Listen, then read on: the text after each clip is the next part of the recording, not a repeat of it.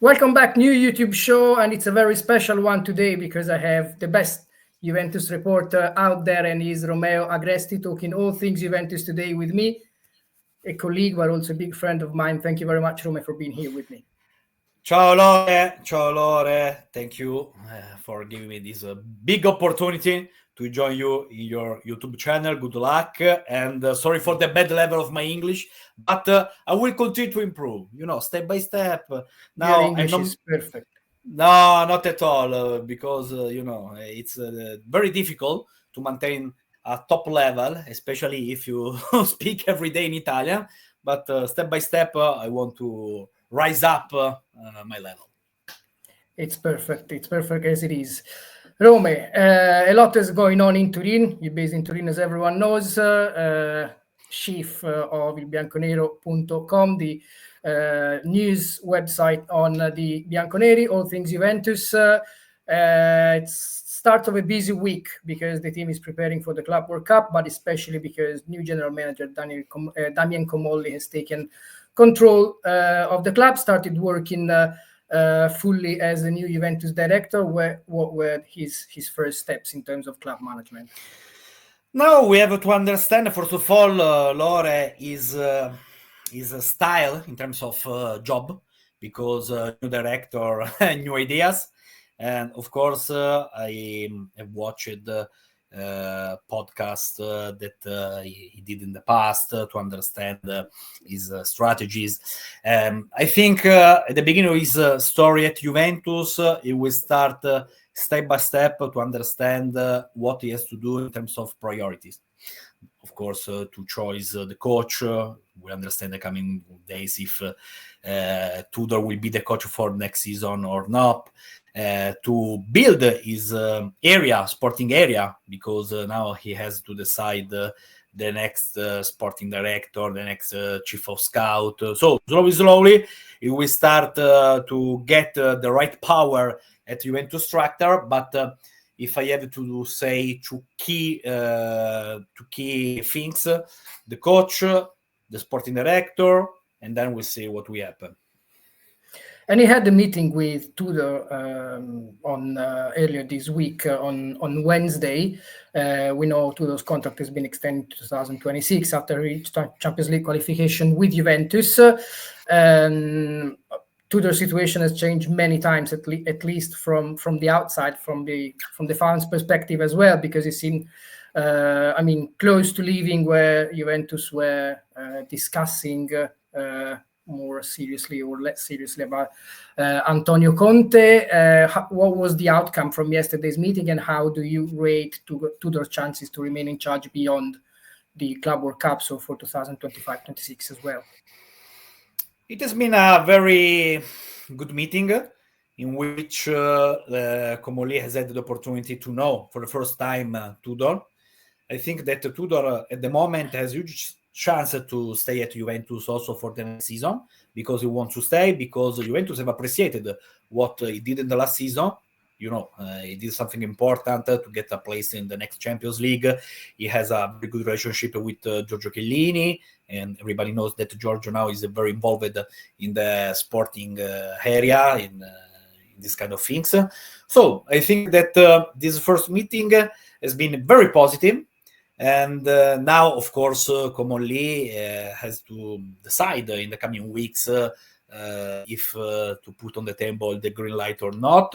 But as I said, I think Igor has a huge chance to stay. Of course, now it's time to discuss about what Juventus need to improve their future. For example, to extend potentially the contract of Igor Tudor. Of course, to buy new players, sell a lot of players. And I know that they are working also to improve the staff of Igor Tudor. So I think they have started in the right way. We'll see what will happen, but Igor wants to stay, and at the moment, Juventus wants to confirm him. Then, Lore, if you go to US, you lose 3 matches in a row, 7-0, 7-0, 7-0, maybe you can be sacked. But at this moment, I think that Juventus want really to plan the future with Igor Tudor.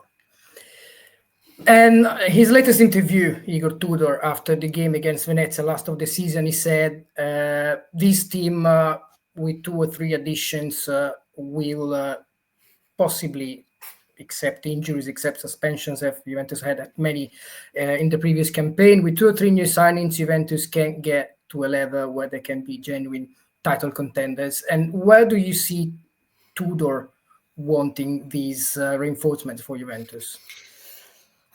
That's a very good question. Of course, we have to do something back. Then one midfielder, one striker, especially if, and I think so, Vlahovic will leave. So I remember when Tudor has said these things, but to be honest, in my humble opinion, Juventus needed to sign at least 6 or 7 new players to improve the quality level of the squad. I think that Tudor has a very clear ideas. And maybe in terms of starting lineup with 3-4 new touches, you can improve quickly. But in terms of roster, Juventus needed to do a lot of things during this transfer window. So I think, and I know, according to my sources, that yesterday Tudor has explained that to Comolli. And then I think Comolli wants to make Tudor happy.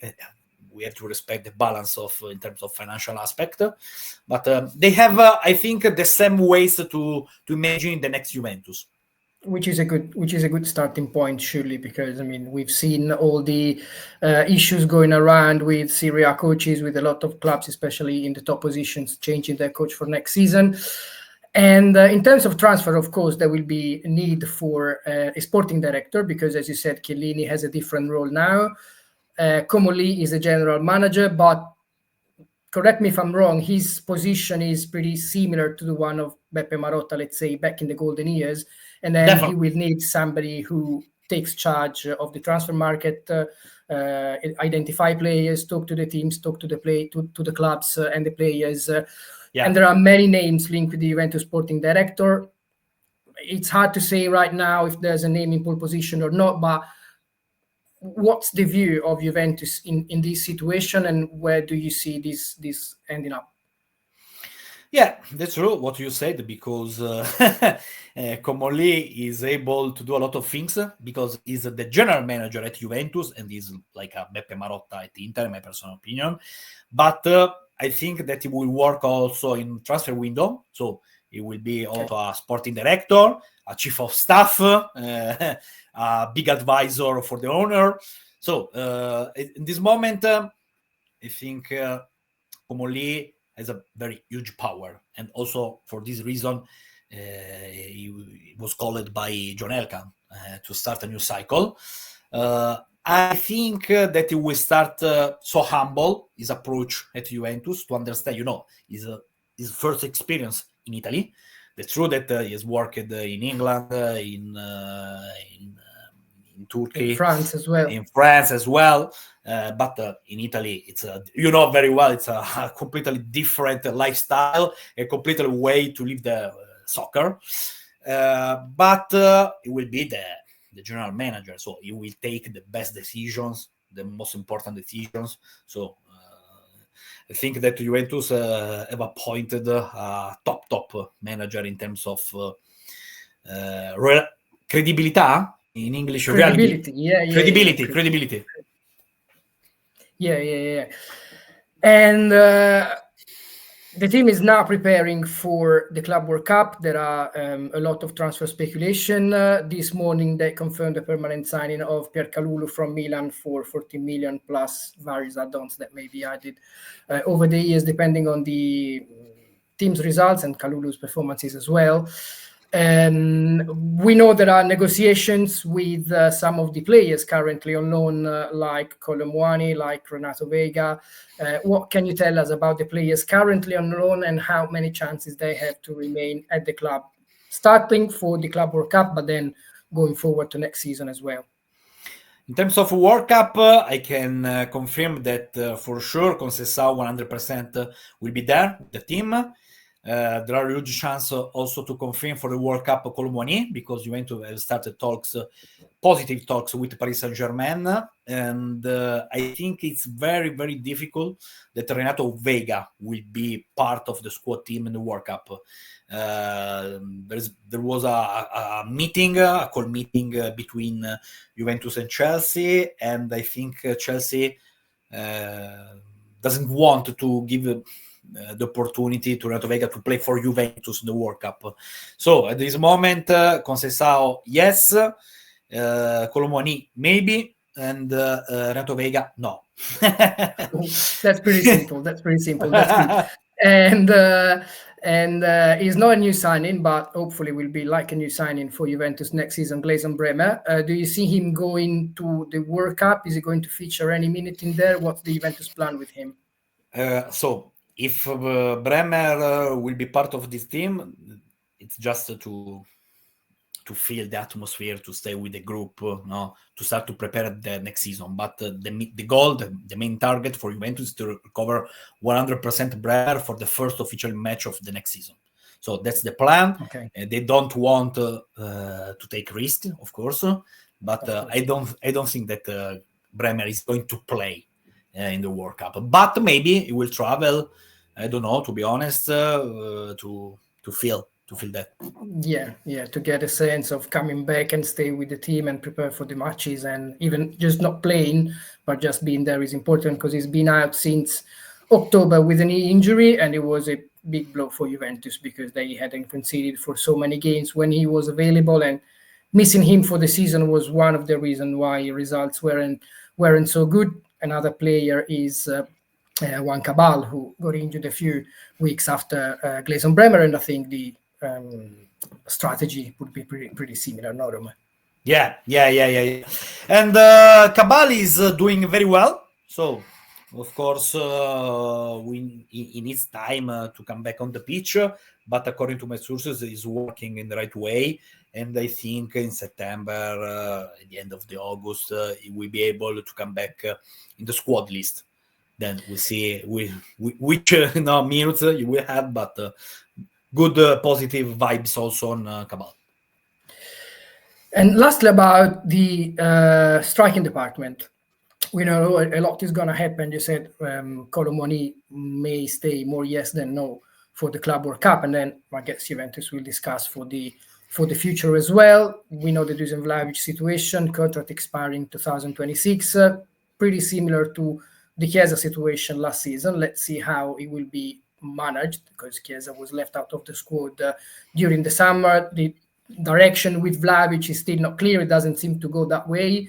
But Juventus, especially if he leaves, as it seems, they'll be looking for a new centre forward. There's a lot of rumors right now about Højlund, about Jonathan David. What's the situation currently up front? I think that Cristiano Giuntoli, 2 days before to say goodbye to Juventus, he was very close to find a full agreement with the entourage of Jonathan David. Okay. David or David? I don't know, but I say Jonathan David, but I may be David, wrong. it's the same. I say Jonathan David, but I may be wrong. So with Giuntoli, Juventus were very, very close to sign Jonathan David. Now it's up to Comolli and his staff to decide if to close the deal or no. I know that Juventus are still also with Comolli to talk with the entourage of Jonathan David, but of course, Jonathan David wants to understand the plans of Juventus in a very short time.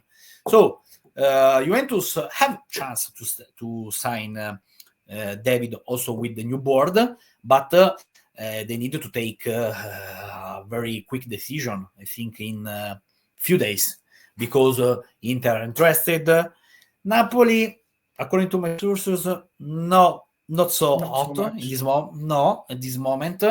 That's true that they've been in contact with this entourage 3-4 weeks ago, but then I think Antonio Conte wants a different striker.